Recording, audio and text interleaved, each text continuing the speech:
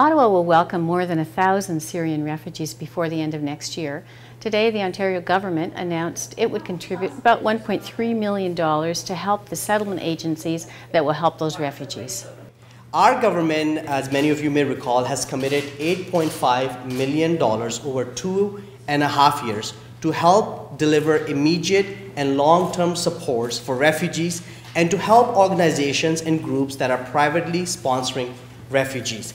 And I'm very excited to announce that as part of that funding, $1.33 million is being given to organizations right here in Ottawa, which are joining us here today. A group of volunteer lawyers coordinated at the University of Ottawa will receive about $225,000 to give free legal advice for the refugees. Refugee 613, a private group which is organizing efforts to help the refugees, will use the money to harness the energy of more than 3,000 people who've called them asking to help out. We have in excess of 3,500 people who have written to us or indicated when they signed up to our mailing list that they want to volunteer.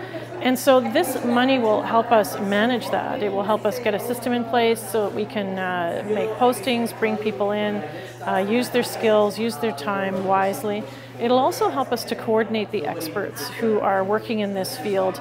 And then once they're coordinated and they're more organized, how they're collaborating with each other, we see gaps where volunteers can be useful, and that enables us to make call-outs to people as well. The Catholic Centre for Immigrants will receive about $800,000 for everything from housing to language training to general integration into Canadian life for these newcomers. The big thing we want to do is provide each refugee with a circle of friends. First of all, it's purely selfish. It makes less work for us. Secondly, we know from our experience of many years that this is actually the best way, one of the best tools for integration.